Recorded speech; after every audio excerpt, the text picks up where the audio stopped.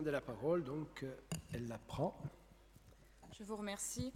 Monsieur le conseiller exécutif, quelques mots pour saluer le travail qui a été réalisé, la précision et la pertinence de ce rapport qui propose un diagnostic et une méthodologie de prise en compte de la problématique du recul du trait côtier. Comme vous le soulignez dans le rapport, à de nombreuses reprises, notre Assemblée s'est saisie de ce problème qui revêt plusieurs enjeux. 3 enjeux principaux, même si d'autres peuvent émerger dans la problématique impacte de nombreux domaines. Un enjeu environnemental, un enjeu sociétal et un enjeu économique.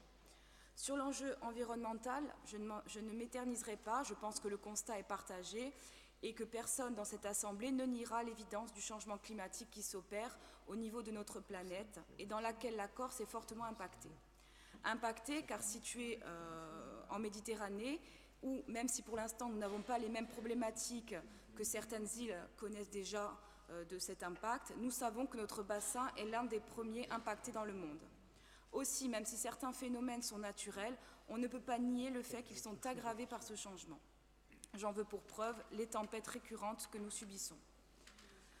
Ensuite, un enjeu sociétal. En effet, vous le relevez à juste titre dans votre rapport, la problématique du trait de côte doit surtout être analysée par le prisme de l'occupation des sols.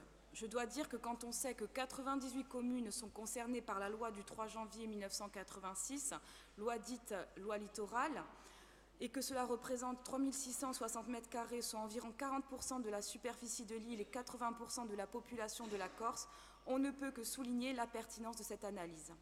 Pertinence dans la mesure où nous savons que le recul du trait de côte questionne notre modèle d'occupation et demande une redéfinition de celui-ci. Cela demandera donc une adaptation de notre part à cette donnée et un travail de concertation avec tous les acteurs au niveau local pour définir une stratégie que vous proposerez. Enfin, l'enjeu économique qui questionne notre modèle et appelle une adaptation. Il apparaît évident que dans les années à venir, nous aurons un long travail de redéfinition de ce modèle en prenant en compte les acteurs de la vie économique et le poids de l'économie du littoral dans notre société. Aussi, nous épargnerons pas la nécessité de calculer le coût d'une telle redéfinition sur l'économie de notre pays et le coût de l'impact du changement climatique sur notre pays. Monsieur le conseiller exécutif, ce rapport qui pose un diagnostic précis et une méthodologie de travail répond donc parfaitement aux enjeux et à la problématique que rencontre notre pays et sa population. Je salue de nouveau votre travail et la volonté de notre Assemblée de se saisir de cette problématique du recul du trait de côte dans une logique transversale avec une stratégie coordonnée. Je vous présenterai tout à l'heure un amendement qui est un amendement purement technique car nous souhaitons que la commission ad hoc chargée de travailler sur les activités du littoral puisse être associée aux travaux à venir. Je vous remercie.